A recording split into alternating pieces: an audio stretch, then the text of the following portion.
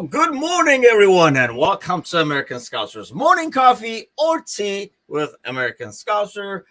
We are a minute or two late due to someone not being able to get their camera going. I'm not going to name names, but it's not me, so let's go with that. It's Monday, so Grumpy's here. Not as grumpy as usual, but it's still a freaking Monday morning, so it is what it is. Grumpy's out, and the Polish Prince is with us this morning. What's happening? Not much. Just enjoying my regular Monday off while the working people enjoy a real Monday off or a fake Monday off with the Labor Day weekend. So I only have a regular weekend, and it's That's not right, because so you never fun. work Mondays. That Sundays is right. and Mondays are my weekend, so this is bullshit. Damn, that's harsh. That's harsh. I give your crabbiness to technical difficulties that you had earlier, but Sir Z is with us as well. Brian gathering around. Yeah, everybody's off on a normally not off day. I do have to get some work done, but nothing serious or major. So it's gonna be a chill back there order. So let's go with this right off the bat. Kaza says, so are the Reds winning the league then, or what? Fuck it. Why not? Why the hell not, right? I mean, okay, so let's talk a little bit about the game this weekend. Obviously, it was a lot easier than I think any of us anticipated. Like, especially knowing Villa and, like, you know, what they have. Do you give that to the early goal? Or was that just inevitable? Because it's not like the tide changed throughout the game, except maybe for like a 5 to 10 minute spell where Villa was coming at us. But aside from that, it looked like so much cruise control. Yeah, absolutely. And I definitely, when you do score within the first 4 minutes, it eases a lot of feelings. And it was so weird, wasn't it, to have a game without stress? It didn't make sense. Yes. It's like the game's gone. What's the point? This is ridiculous. So I think, yeah, it was the Sobo strike was just something else. I mean, he gives us something that we haven't had in a long time, I think, which is just an absolute workhorse in the midfield that can score from 35 yards out, take the ball into the box, play off the wing. Like, it's just he is special, man. And I think 60 million in the long run is going to be pennies for what he potentially will be. I think so too. I mean, as I watch him more and more, he gives you everything Hendo did in terms of work rate and everything like that. But he also has that. Well, he's young, so he has the pace and all that kind of stuff too. So it's like, you know, definitely great signs going towards the future. One big thing to take away from the game. Well, what is your biggest takeaway from the game? You look at that game, and what do you say going into the international break? That we owe Joe Gomez an apology. Most of us, maybe. Bastards, yes.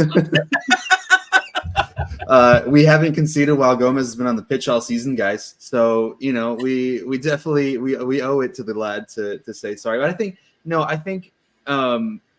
think what we learned, and it's kind of off Kazi's point, maybe this team is stronger than we think. You know, and yes, it might be not as deep, especially in the back, as deep as we'd like it to be. But I think maybe we're just at a point where we're ready to go for the season, man, and it's exciting. Yeah, I thought they both played really well. I know Gomez had that hiccup, and I was like, God, he has one of these in his game, like every game kind of thing, where you just try to turn and foul and stuff like that. But I thought they both played really well. We kind of held back Matip a little bit with this inverted thing. It felt like there were so many times that you were like, oh, here we go, here he goes again, kind of a thing. And he kind of stopped, turned back around. It was almost like he was told not to make those runs and park his ass in the back. But like very controlled, almost too controlled at times it felt, but just very smooth kickback and watch kind of game. One thing that once I saw the lineup and as I see the game unfold, if you project, let's say, a month from now, who do you see playing in that midfield?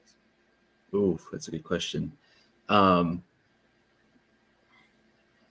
as I look at the game, I was like, I wonder if this is what we end up doing, like playing Mac there with now. Yeah, Jones was out there, but Gravenberg is going to be out there as well. Do you bring the Gravenberg as like your new young version of Genie? And is that your midfield, or is this just buying Endo sometime?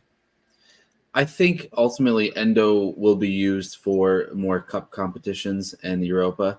I think that's because if Klopp has this vision in his head to have McAllister at the 6, and then either Curtis Jones or Gravenberch on that left side and Soboslai on the right side, I think that's what we're looking at midfield wise. Because of how good in possession all three of Curtis, McAllister, and Soboslai are, that even though not any one of them are naturally a DM, I think with their ball retention, he's happy enough to have them all there, and they're all capable of then pushing forward and playmaking from their specific roles. So I think what we see now with maybe Gravenberch for Curtis Jones might be the only difference. How about Basetic coming back, for example, to throw you another curveball? I think we still need more time for Bicetic. I know we were all excited last year, and we even told ourselves, hey, we should temper this excitement because he is just a kid still, and it's really good. Or it's really, I'm not going to say easy, but it's easier to join a team that's sort of broken and look really good in it, as opposed to not being the best player and joining a really good team and looking like you're not a great player because you're just not clicking as everyone else is clicking at the moment, right? So I think he was more so a product of a bit of the disaster that we had last year, more than, and I do expect him to be a great rotational player. I don't expect him to be a top 5 DM in the world, but I do think we need to hold off on that just a little bit. I think that's the biggest question about him, right? I mean, we don't know because we haven't seen him with, this new and improved lineup kind of thing. Yeah, he was a part of the midfield that was just like, just tired and dead and trying to survive. And he looked like he could run. Yeah, so he looked like, it was like, well, at least this guy moves. And he looked like, I mean, everybody's like, oh, he was our best player, but he was, he was the best player in a lineup that was really, really struggling. I think it's going to be interesting to see if he only gets better with people around him being better, or if he was, that's the player that we had, and he just looked so much better because of the people around him. I think that's the biggest question mark. But it's, these guys are going to get a lot of opportunities in the next few months. Is it kind of unfair and too early to see Endo as a depth piece, because he really did not have a chance to kind of say, hey, well, unfair to whom? To him? To him, yes. To him, okay. I guess it all depends on what was laid out to him upon his arrival. Even our own fans were saying he is not the guy. Even like as soon as the signing came out, we're like, okay, he's just going to be here to take up some rotational piece, a little bit of depth. Like he's not going to be the guy, right? And it's like, well, actually, he might be the guy. And then now so I think it depends on what was explained to him and what his role is supposed to be. I think if anything, he's probably a very good veteran presence. Once he gets a little bit more comfortable in the locker room, given what we've read about him in Stuttgart and the national team, I feel like it's just another one of those, while it's not necessarily cheap, but it's a smart veteran signing where he can play multiple positions and kind of keep some sort of peace in the locker room in a way. Yeah, because I mean, he doesn't have the same issues, for example, that like Taki had and stuff like that, right? Like language and all that kind of stuff. He's just like in the background smiling. He's like, this is great. So I think he will definitely be a bigger presence. Dave says, I'll throw a wrench in it, and so he's going to use his captain experience attributes to claim his playtime. I mean, he could very well be. That was probably the only thing that I wanted to see longer in the weekend, is that coming in maybe like 5 to 10 minutes earlier, so we could see more of him and he can kind of get more comfortable. This international break, normally, you'd be like, oh, okay, like this is a good opportunity, but everybody's leaving, so it's not like we're going to be able to use it to vet people in or anything like that. It's going to be interesting to see what his role is, because I agree that Bajcetic is going to be that guy that is the depth, and play like the League Cups and the the Europa and stuff like that as much as possible. But I don't know where Endo fits yet. I just know that seeing that game this weekend, I was like, man, this is not too shabby as when you put Mac at 6. So it feels like, I mean, what do you make him of 6? Because it feels like compared to the first couple of weeks he played that position, he almost understands what he has to do a bit more. I know this was kind of an odd game where we really, really controlled it, and that's not always the case. But he feels a bit more comfortable in being the guy in the back, having like the wider vision. I mean, he's a World Cup winner, right? He's got enough. I think someone mentioned he has the intellect in the chat here, and yeah, he's got enough intelligence and just overall presence on the field where he understands what he needs to do. It's just that he hasn't done this specific role for. I mean, he played a little bit of it at Brighton, but not to the extent where you'd say, "Oh yeah, he's a serviceable DM kind of deal." So I think, especially now, he's willing to do what is asked of him, and as the season progresses and they get more comfortable. And it goes back to, if they're training like this in all week, you're going to build that confidence and build that that consistency better.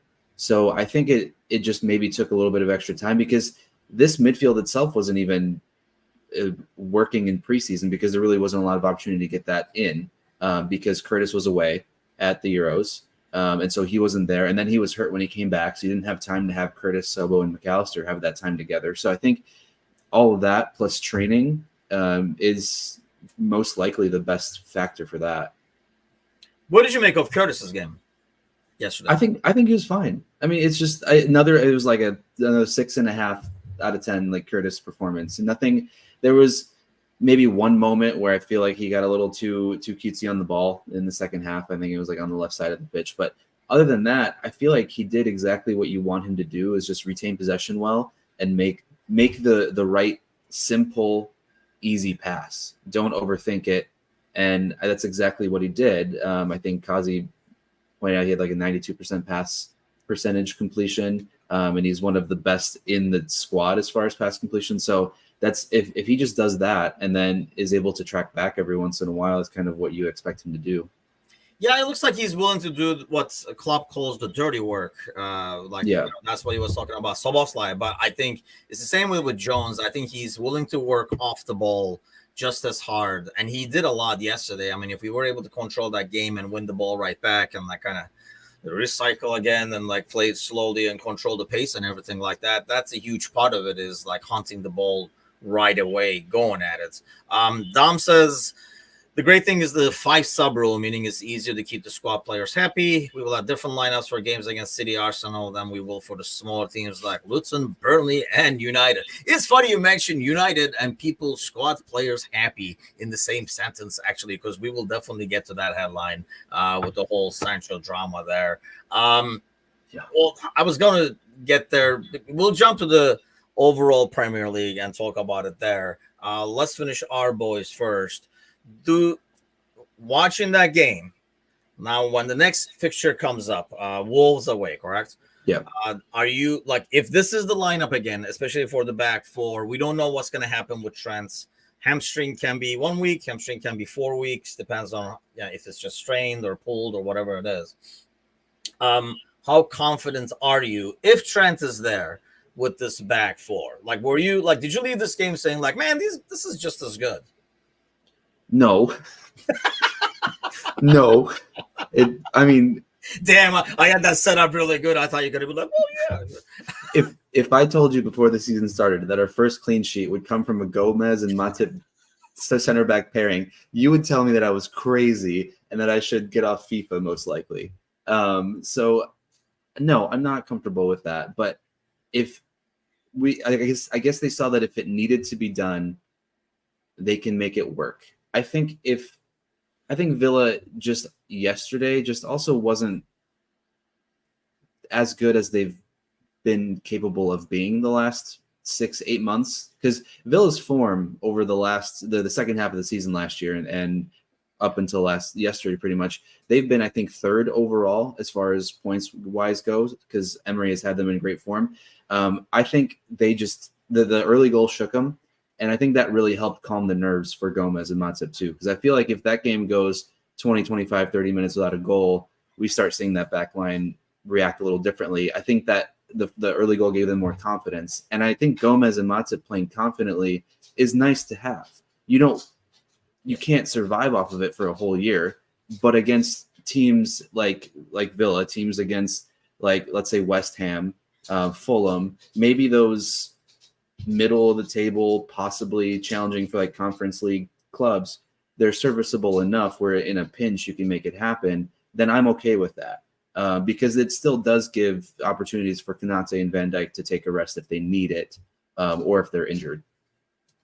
Yeah, I mean, if Gomez has to cover TA, who covers the CV position, and that will be Kwanzaa, I believe, because there's Konate should be back. Nobody left. Konate is supposed to be back, right? Yeah.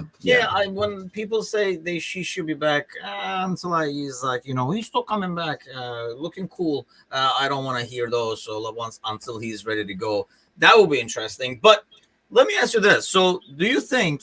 Because I was talking about this, I think before the game. I think it was like Friday morning we were talking about it. Do you think it kind of almost helps Van Dijk not being there in the sense that everybody else? It's almost like when you play with 10 men where everybody figures, well, we got to work extra hard because we're missing a guy.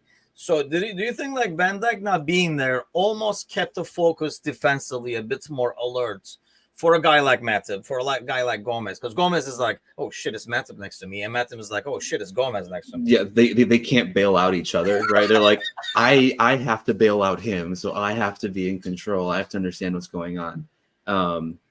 Yeah, maybe. I mean, I hate to think that that's what it takes for guys to have more focus, but if that's what it takes, then so be it, right? I mean, who am I to say, sitting here in a chair in Chicago, Illinois, never playing any sort of professional football ever, that is what is needed to perform at that level? I don't know, but if that's what it takes, then yeah, that's fine. I don't know. You look at the first 5 minutes of the Bournemouth game, and you look at the first 5 minutes of yesterday's game.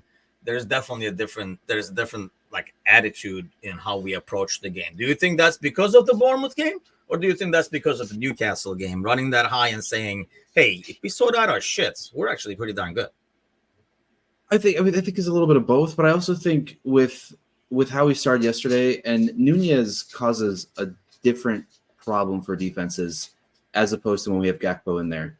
And I think because of the chaos that Darwin brought on, and he won the corner that led to Soboslai's goal, putting on that early pressure, bouncing on that mistake by Torres, I think that offered then the opportunity for the rest of the team to feel a little bit more comfortable in that sense. Does that make sense?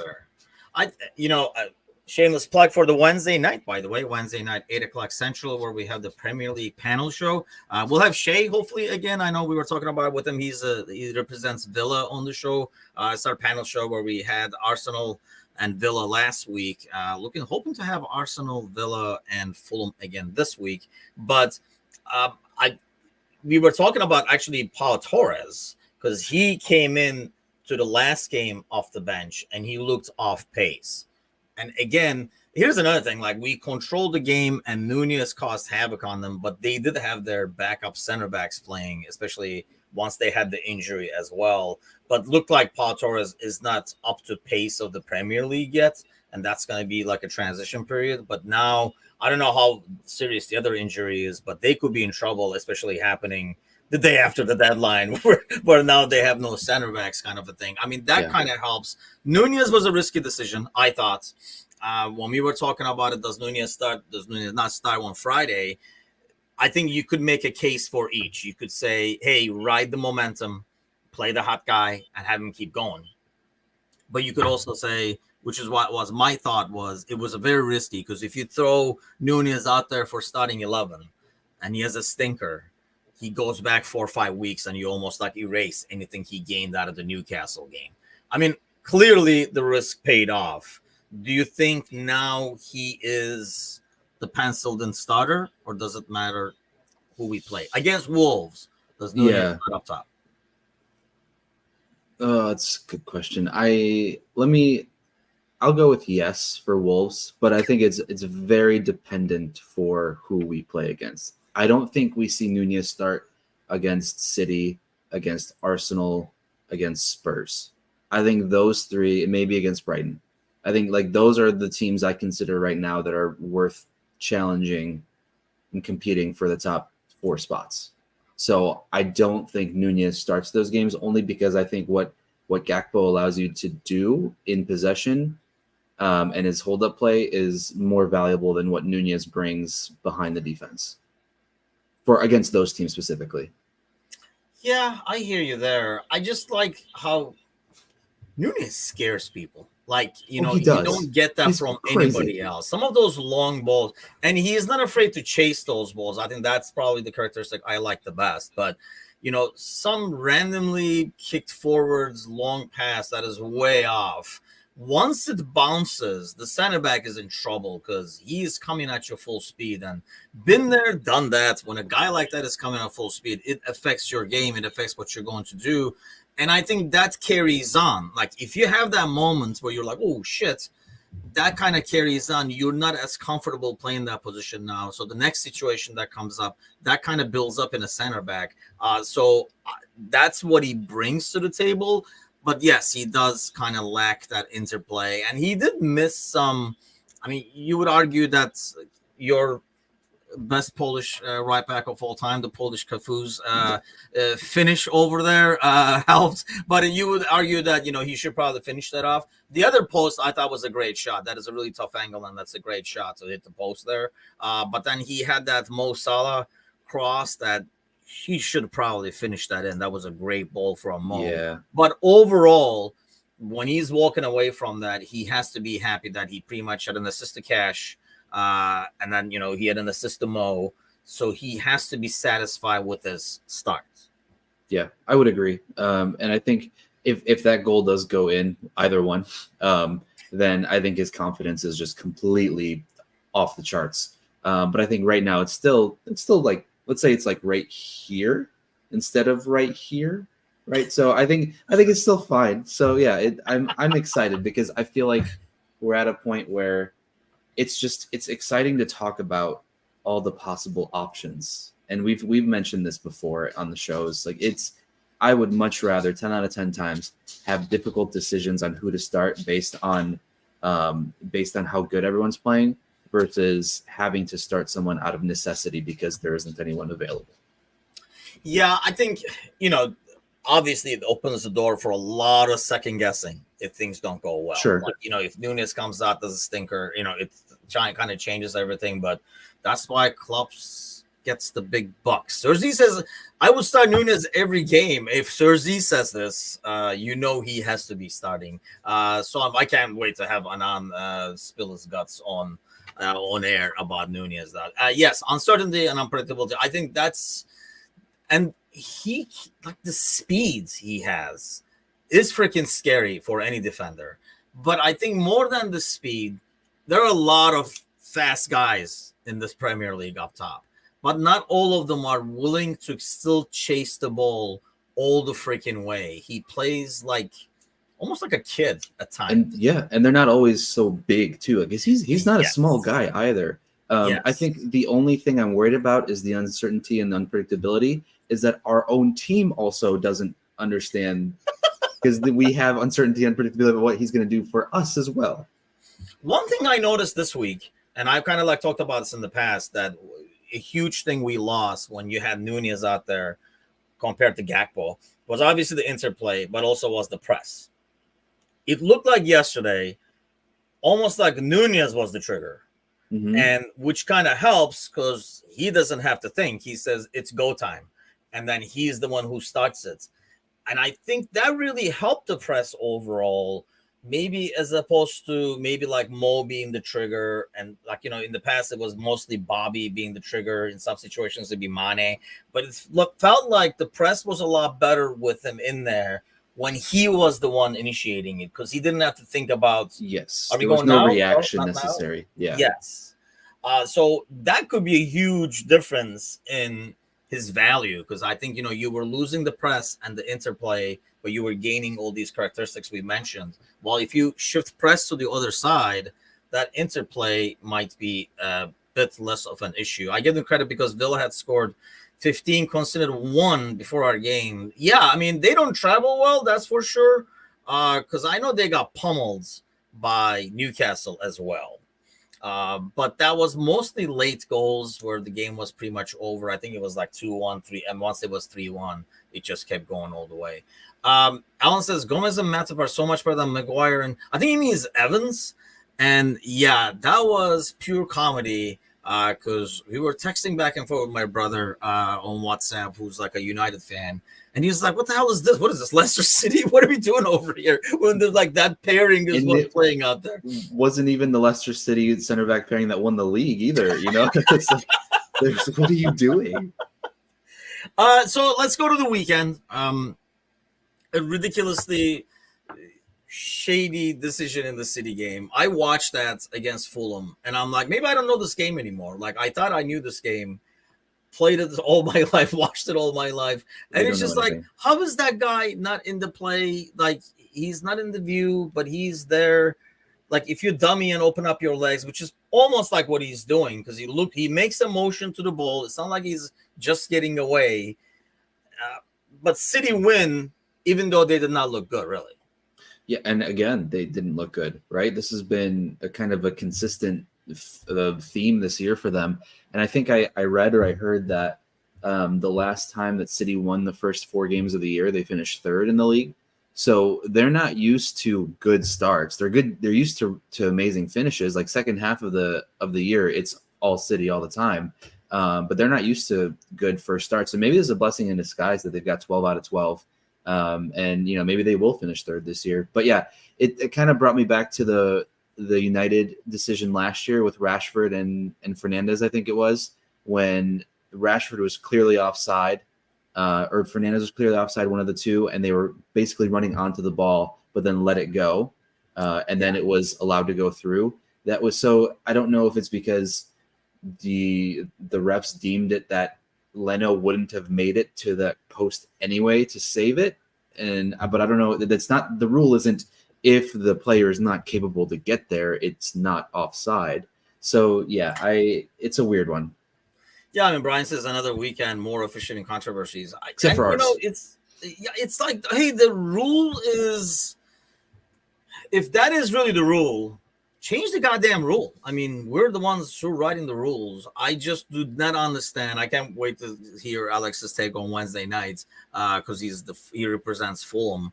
I mean, that was just crap. And I know this whole the Bayern playing thing totally screwed them up as well. Do you think part of City's lack of form is due to Pep not being on the sideline? No, I think it's missing Gundogan and Kevin De Bruyne. I think that's fine. I think Gundo was a very underappreciated. Maybe I mean, I don't know. I guess I don't know how much he was appreciated by City, because I know that when I was watching City, Gundo tended to be like the glue in my mind, and between him and De Bruyne, they were kind of the engines of that room. And so having Kovacic in there instead and not having De Bruyne, I feel like there's still some growing pains there. And we say this, but they have 12 points out of 12 points, but they still don't. There's winning 4 matches and then winning 4 matches like City did, and not really feeling too great about it. Because of how we're used to seeing them in the past. So I think it's going to hurt them not having Gundogan, not having De Bruyne. I think selling Cole Palmer was for their pocketbook was nice, but I think that was a mistake as well for both Cole Palmer and for City. And so yeah, it's weird because they just don't look the same. They don't, and they're missing that. I mean, Foden was creating a lot, it felt like. I mean, they could argue that, hey, we're playing like shit and still have 12 points. That's a win, and it is. They're still have like 2 points above everybody else. When they're just I mean, it's a team that really kicks on once February rolls around, and then they go into like a ridiculous run. And, I'm not saying if that goal wasn't allowed that they were having trouble. I mean, in most games where a decision goes City's way, you were like, it was just a matter of time anyway. Like, you can kind of tell. It didn't feel like that in that game, especially if they went into the half 1-1. It just did not feel like it because they just missed that Kevin De Bruyne's, lift his head up and put the ball exactly where it should be, and just creating an opportunity just by, like, similar to Trent sometimes, like being able to have time and look up and look into the box automatic, especially if you have Holland in the middle. Yeah. Obviously, it like helps the cause. So that was, I don't know. I think in some ways gives hope. We'll see how Nunez fits into the equation, but they're not as deep either. I just felt like not having Pep over there, because they looked really sluggish. Like they didn't have somebody kicking themselves in the ass. So it'll be interesting to see if that changes once Pep gets back. You mentioned Palmer, which leads us to Chelsea. How about that comedy? You love to see it. You love to see it. I want them to spend another $1 billion for another 5 points. Let's do it. Yeah, I mean, normally, I mean, you're gonna root against them anyway, but this is almost like football winning over money. It feels like, not that nobody else is spending money, but it just shows that you can't just go and spend a ton. So for all the FSG, spending money and stuff, it's just not about spending money. You can look at United, which we'll talk about next. But I mean, you look at Chelsea, and what is Lavia thinking? I wonder, like sitting on the side, but not even making the game squad. And then Caicedo pretty much giving the ball away and causing the goal in there again. Do you think those price tags are basically putting a bit too much pressure? They're going out there as the $2 billion team as opposed to just going out there and playing. Yeah, I mean, there's already enough pressure with it being Chelsea, right? So much is expected of them to begin with. So when you start putting those price tags on players like Enzo and Mudryk and Caicedo, like those three guys alone are 300 million. Like, and it's crazy to think that there's no results. And I thought that Pochettino coming in would be good for them. And I think it still might. He inherited a rough squad. It just kind of a bunch of expensive pieces, like a really expensive puzzle where all the pieces just don't fit together. And you bought it at an antique shop thinking it's one of the coolest puzzles in the world, not realizing that people put puzzles from different boxes into this box, and now you're trying to put it together, and you're like, why did this one go over the crossbar from 4 yards out? I don't understand. So yeah, I mean, it's an experiment for sure, and it might be a fun lesson on looking back on how to spend money versus just spending money. Having said that, and I thought, I had Chelsea as fourth. I thought Pochettino would kind of turn things around. Too. Yeah. But the part that I didn't understand, because this was before they spent another freaking $500 million. If that's your situation, why buy two more puzzles to throw in there instead of seeing what pieces you're missing from the ones you have and then go about it that way? Because you just made shit even more complicated, because you just dumped another 3 boxes of puzzle in that mix instead of kind of putting together what you have and say, oh, that's the piece we're missing, and go after that.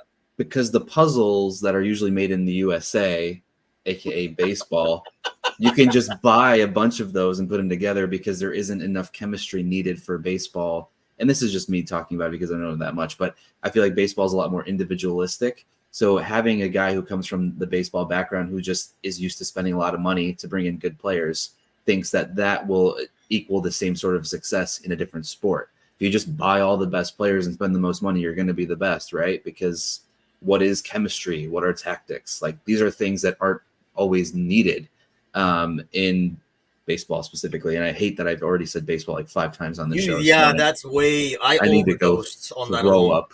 So yeah, excuse me. I'm just gonna go throw up. Yeah, I mean, that's part of it, I guess.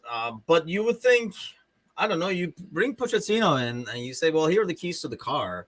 I mean, if this was Pochettino's way, car's broken, like, what you guys need? You guys need another, like, spending another $500 million to make this even more. These are the wrong keys. The car doesn't start.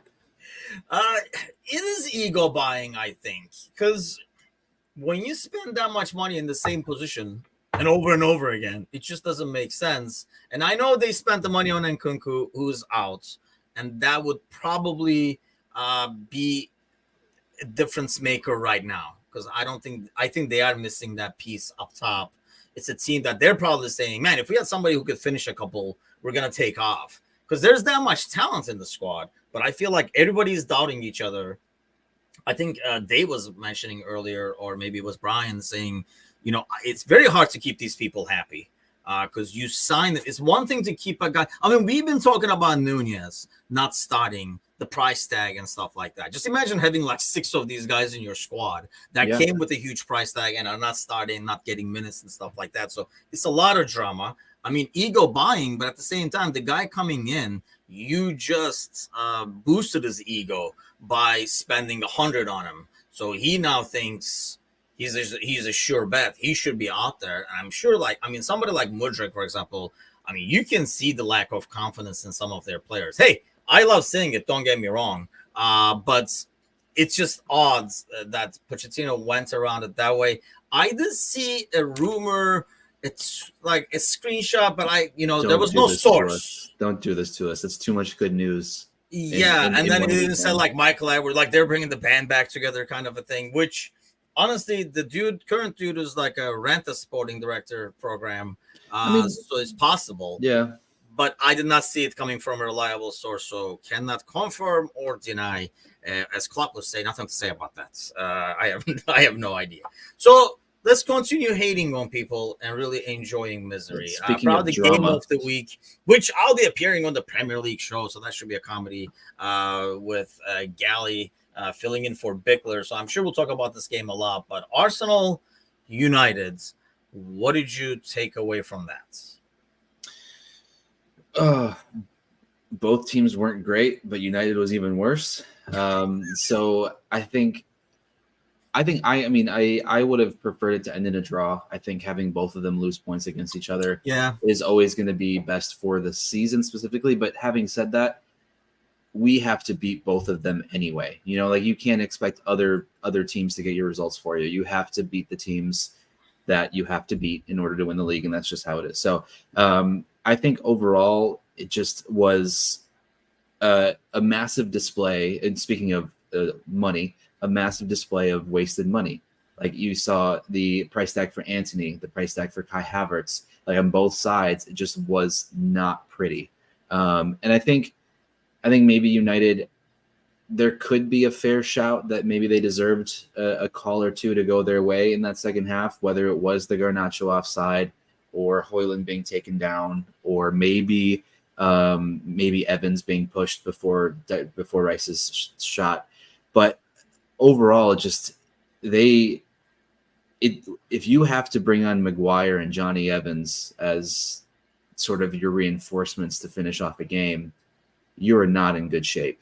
And it's great to see, obviously. But yeah, it's going to be really interesting to see where they go from here, because this could be one of those results that really, really shock you and really, really drag you down. I love how they did the Evans signing. Like, they didn't want to be like, hey, we're signing Evans back. So they were like, what is this guy doing? Oh, he's just practicing with us. Like, he's just an old guy trying to get back in shape, sweating it out, like he's Look at Rocky over here. Look at Rocky over here. And then before you know it, they're like, you're here, might as well play. Let's sign you. And then they sign them like under the table almost. And yeah, obviously they have the injuries. But even before the injuries, Lindelof does not look so good himself when he was playing. And it was just, if you put Maguire and Evans as your center back pairing, first of all, how can you play the same way you were playing when you had Martinez and Lindelof in there and you switch them out with Maguire? So there will be a lot of, I think, ugly games for United. But the biggest drama, and that's the one I want to talk to you about, is the whole Sancho thing that kind of came afterwards, because he was not even in the game squad. Yeah. So after the game, Ten Hag kind of basically says, without saying, he says something like, on the training pitch and stuff like that, basically saying he is not training well. I don't know what that's really means, but so then Sancho comes out with this: please don't believe everything you read. I will not allow people to say things that is completely untrue. I have conducted myself in training very well this week. Let me say the complete opposite of what he said. I believe there are other reasons for this matter that I want to go into. I've been a scapegoat for a long time, which isn't fair. So I will give him that last sentence. Okay. All I want to do is play football with a smile on my face and contribute to my team. And this definitely sounds like a wreck parent. I respect all decisions that are made by the coaching staff. Do you, though? I play with fantastic players and grateful to do so, which I know every week is a challenge. I will continue to fight for this badge no matter what. So, a lot to unpack there. Let's unpack this first. I believe there are other reasons for this matter that I won't go into. Well, he asked for it. Let's freaking speculate because he's not saying the reason. So what is the reason, you think? What is he talking about? I have no idea. I mean, I'm sure United fans are like, can we just have one day without drama for this club, please? It's like a reality TV series, not a football club. Especially with the Anthony stuff that just came out too, which I know that we might not have time for, nor do I really want to go into it too much because it's just another sad case of footballers abusing their powers in a way. But as far as Sancho goes, I do feel for the kid. I think he was really, by the way, keep going, but I'm gonna bring this back around to you. Go ahead. Okay, no, I think he was brought in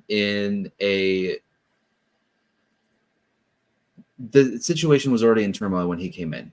And I don't think he had the best opportunity to fit in the way that he was hoping to. I know he could have chosen to go elsewhere, but I think ultimately, I think his career will have a revival somewhere that isn't United.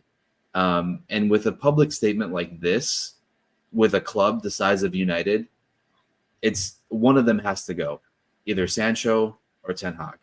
And I don't think Ten Hag is going anywhere. So I think Sancho's gone in January, to be honest, because I don't particularly see a world where you have that sort of public spat between manager and player, especially a player at the price tag that he was purchased for, and like not have it go smoothly. Like they're not going to be shaking hands and smiling all of a sudden, just because of the way that he's saying is like almost as if like Ten Hag is saying shit. Like he's not saying anything that's true. So I don't know. It's weird, but I do feel for him a little bit. Feel for him for what though? Like that's what I'm confused with. Because let's face it. I mean, honestly, we're looking at it from the player's point of view because he's the one who made the longer statement. But Ten Hag basically saying you're not practicing hard. And if he's a manager, see, like I don't agree with what Serzi is saying. It's up to the coach to get his players working hard, not to throw them under the bus. Ten Hag as a complete club will never throw his players under the bus publicly. Really? Because he threw Sturridge under the bus, and rightfully so. He basically implied that Sturridge does not play when he's not 100%. And he was right for it because Sturridge is – a lot of players sometimes play through stuff. Klopp implied that Sturridge does not, and he was right to do so. I think you try certain things, but at the same time, if the guy is not really working hard – and then as a coach, I'm like, well, you're not trying hard enough. And your comeback is, I am trying hard enough. Because that's what he's saying in the statement. I am working hard. I am practicing. Yeah, I guess. And I mean, we can only see so much that happens just on match day. We don't get to see the behind the scenes in training. But shouldn't the manager have, I mean, this is what he can do is, you want a squad, you got to work, you want to be in the game squad, you got to work harder. I'm assuming this is not like you would hope this is not how Ten Hag is the first time he passed this message along and it's been a conversation. Yeah. Obviously, it's been a conversation in the past. Ten Hag is not the guy who brought him in, so he might be a player that he's not big on himself. But it goes back to when this weekend we were looking at Lavia sitting in the stands. Everybody was like, oh, poor kids. His agent chased him more money and stuff. I am not buying this stuff at the time where if you're able to sign on the dotted line of a multi-million-dollar contract, you are able to make decisions. You are not a kid anymore. And the agent works for you. You tell the agent what you want. Yeah. I mean, if you hire a lawyer and you're like, I guess I'm going to prison for 25 years for a traffic ticket because that's the deal he worked out for me. That's not how it freaking works. You're like, wait, what? You're out of here. Bring in another lawyer that's going to just give me the ticket and get the hell out of here. That's what the part I don't understand with Sancho is. And I almost feel like he went to United knowing it was a hot mess. so he would easily be able to go out there, like, let's face it, Anthony has done. Yeah, perhaps. And maybe, I mean, and Ten Hag has given him, he's covered for him before, right? I think he had Sancho that spell where he had to leave the club for 2 to 3 weeks, focus on his mental health and whatnot. So I think maybe I just like, there's a side of me that thinks that it all stems from some sort of unstableness that he needs to have worked out. And maybe part of it is because I think he was so fun and fantastic to watch at Dortmund and was a little bitter when he decided to go to United that like I always I want him to leave and do better. Because, and that's why I feel for him a little bit. But yeah, I mean, I'm not saying you're wrong at all because he does get to see him in training. He does get to see really how much effort's being put in. And clearly Ten Hag is a guy who likes to reward players who do well in training. He's not one of those managers that just rewards game days. And so there's definitely that to it. And I think overall it's just the locker room there in general is just a mess between that and like players like Maguire saying I have nothing to prove, and everything else going on. It's just, I'm sure it's not an easy spot to be in when you have all of this drama of players around you and you still can't even get into just get into sit on the bench. Like that would frustrate you. And then you would come out and say something like that still. I mean, one thing I do worry and I feel bad for him in this sense is, having just what was like a month ago or so, I think you and I talked about the whole Dele Alli interview and stuff like that. And you would think, yeah, I mean, there has to be, when that mental health thing happened, I'm sure he has some kind of, like depression issues and stuff like that. Coming from that and what you were expecting to what you have now, I'm sure is a huge downer. And obviously he's not coping with it well. Dom says, so here's an interesting one right here. Klopp wanted Sancho before. Just wondering if Mo goes in January, there's certainly a player there. Let's go back to the Mo thing, because that would be actually, you know what? Let's not go back to the Mo thing. But you would think we'll go to the Mo thing at the very end, on our way out. We'll take a dump and leave. Klopp wanted Sancho before. Do you think, like, is that even a chance that they sell him to another team? Like because you said Ten Hag is not going anywhere, which means Sancho is probably going somewhere. Or I know they've done this before. Maguire's still there, and clearly Ten Hag is not big on Maguire either. And he's only in the squad because fucking Evans is in the squad. No one else to put in there. I mean, I don't think Sancho would come to Liverpool at all, or they would sell Liverpool. I don't think they would sell him to anyone in the Premier League. If anything, it might be like a loan to France or Germany or Spain or whatever the case for a year and kind of see how that goes and comes back. Take him to Fenerbahce. How about that? Loan deal. The window is still open, baby. Just bring him over. It's a mess we can all enjoy, says Brian. Yeah. So this says publicly putting Sancho out there reduces the value of the player. If I don't want to sell him, why tell the world that's... And that's why I feel like I agree to that. Maybe, I mean, he is probably trying to win him back. I don't think his goal is to, because like you're saying, we've seen the player. So, having seen, I mean, you see Anthony out there, seriously, he's a one-trick pony for the most part. He did do better, I thought, defensively compared to his regular performances in terms of like coming back. Yeah. But, I mean, last week's a couple of like the goals, he was the one not coming back and stuff. Yeah, I mean, that's another thing. Chelsea will probably spend 150 on him and take him off their hands. I think this is a way of him trying to win him back. Obviously, listening to Sancho's sides, you're not going to hear. But you are saying Ten Hag will finish the season. Prediction time. Will Ten Hag finish the season at United? Yes. Do you? Not the way it's going. I see. I don't expect it to go like this. Oh, I got you. Yeah, I think they'll bounce back a little bit. They'll bounce back enough where they'll compete for. They'll be within top 4 in the last few weeks. Maguire and Evans are your center backs, because I don't know what happened to Martinez. For now. Maybe things change in January a little bit. I don't see if things keep going like this. I don't think. I don't see who else. January. I don't see who else they would bring in though. Ole, who also is like a victim of the screwed up system that they got going. I feel like, really. I mean, ultimately, just signing. it's not even Chelsea, because you're not even signing really good guys for a lot of money. You're just like signing guys for a lot of money to show dollar value. I mean, I feel like if you have Evans and Maguire as your center backs, you are in deep shit. Because, I mean, if you think about it, they won 2 games. One of them because Onana assaulted 2 guys in the box and they did not get a penalty called for Wolves. That should have easily been a draw. And the other one, really, they have to come back from like 2-0 down. Yeah. Yeah, no, they haven't been great. And I get that. I think they will correct some things. And I think having Højlund out there instead of Martial will be good, because I think Højlund was way too expensive, he has a lot of size. He's really quick. And I do actually, seeing him play for a few minutes yesterday, he looked decent. He kind of reminded me weirdly of Nunez in a way, where he's kind of just like big and speedy and all over the place. So I think maybe if that corrects itself a little bit, then they'll be able to get a few results, which will make him hang on for a little bit longer. I can see that if somebody's getting them. Ten Hag will be there for a while, hopefully. But here's my point. Like, we've said this for the last 2, 3, 4 United managers, and that's why I don't think manager is the problem. Because we said this, we were like, hope Jose sticks around for like, you wanted Mourinho to stick around, we wanted Ole to stick around, because it was all the same. And I think because that is not the manager, I think that's making difference. But hey, it makes for great comedy.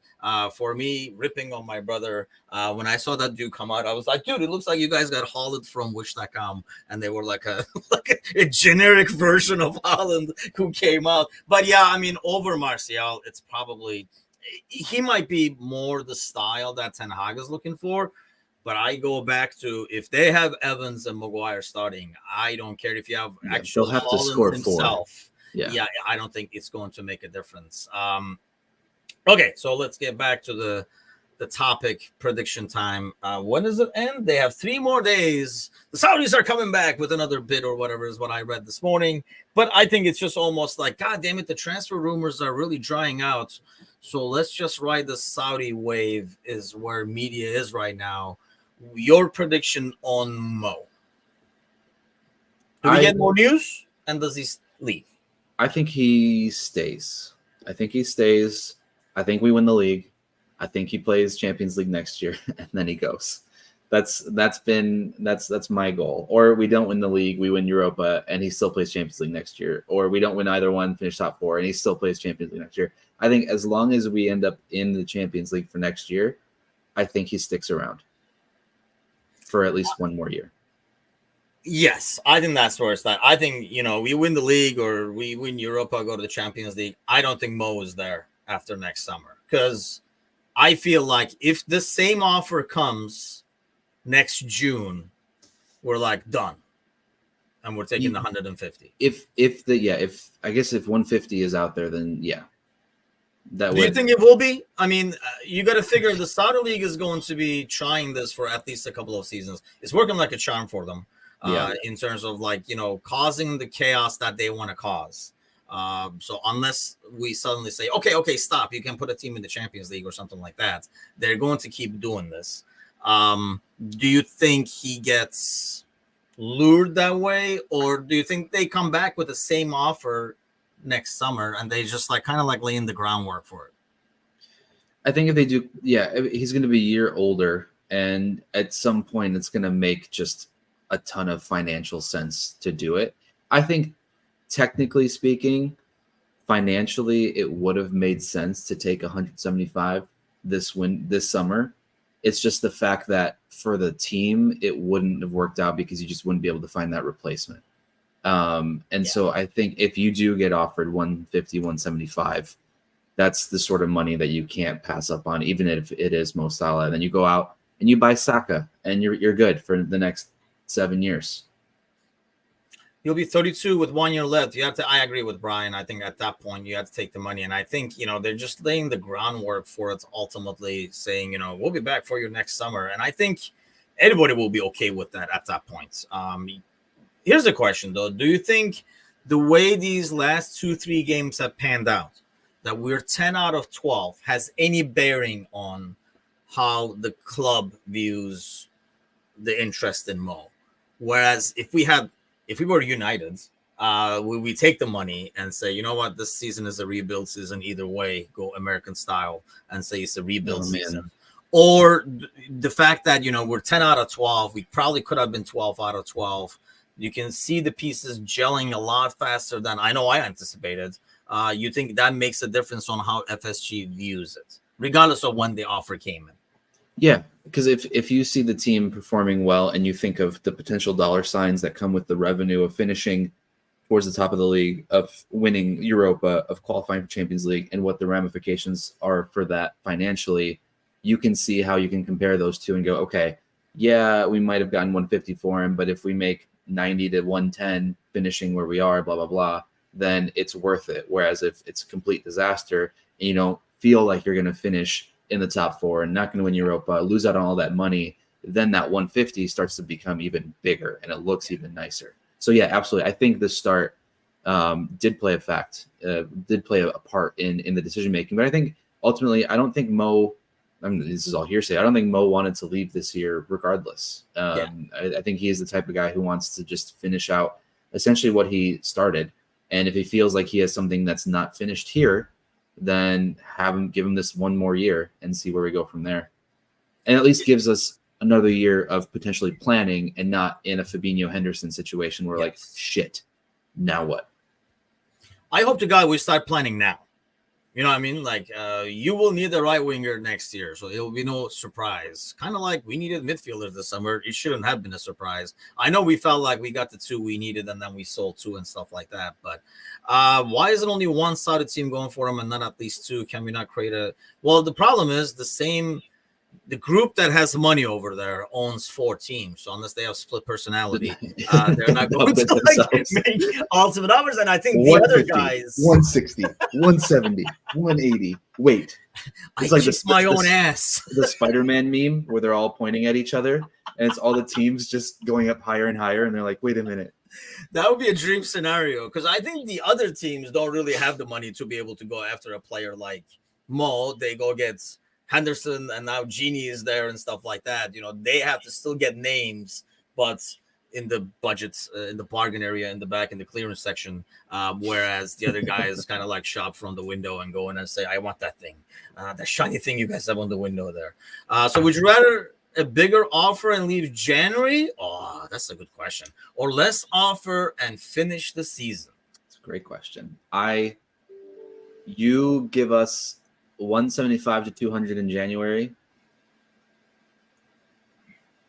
I wouldn't be surprised to see the club take that, especially considering Mo will be gone for AFCON for a few weeks in January already. You can kind of start to envision the world without him. And you take that 175, 200, reinvest it best way you know how, which is put it in your pocket and wait till the summer. Put it in the bank and get some interest until deadline day next summer. I'm gonna sneak out the back door on this one and not give an answer because I really feel like anything could happen in football. I think it depends on where we're at in January. Yeah, if City is running away with this and they're up like 10, 12 points. I don't think you're keeping Mo and saying no to 175 million for the Europa or FA Cup or something like that. You feel like you have a team to be able to compete in that. If you're still in this title race, I don't think there's a price good enough to take Mo at the end. We're like, we'll see you guys in 5 months. By the way, Alan says you could be a great comedian, among many other things, I'm sure. I know I'm funny sometimes, but looks aren't everything, you guys. You look funny? Is that what you mean? Yeah, that's the joke. Funny looking. Oh, okay. Well, there you go. Not funny. A comedian. Not a comedian. There's the proof. Let's just put that out there once and for all. He's funny without even wanting to be funny. There you go. Yes, the Polish Prince for you on a Monday morning. So Face for Radio says that. That's me. But that's why we avoided YouTube for years to come. and then but the kids don't listen to radio anymore. I blame Mateusz's generation that people are exposed to my face. I think that should be the ultimate punishment for that. This should serve him right, if nothing else. It's not us. It's the generation under me. Oh, you're claiming independence. You're a young buck. You should be able to. I bet you have TikTok. No. Whoa. Yes, you only do. For American Scouser. Oh, lies. Shameless plug, you guys. We're all over the social media: TikTok, Instagram, Facebook, Twitter, X, you name it. Yes, the artist formerly known as Twitter, as Mecca says. Well, on that note, we'll end it. Go to TikTok and follow us there if you have a TikTok account. So, I don't know, the morning squad, I don't know how many of these guys do have TikTok. I don't know if Dom has TikTok, for example, but we'll find out. I'm going to look and see who the new followers are shortly and see if I see like Dom's, Brian's name and stuff like that on there. But I will be back tonight, live in action, 7 o'clock Central, 8 o'clock Eastern. With Galley over here. I don't know where the hell is Bickler, but he's not here. But we will talk a lot about Liverpool, obviously, and everything else. And look forward to this freaking international break. I think Turkey plays one meaningful game, and then they play Endo. Hopefully we don't injure them or something like that. They have a friendly with Japan, so that should be interesting. But we'll see you guys tonight. Have an awesome week, awesome Labor Day. Enjoy your day off, unlike Mateusz, who's just bitter that everybody else is off on the same day he is. So have a great day, everybody. Take care.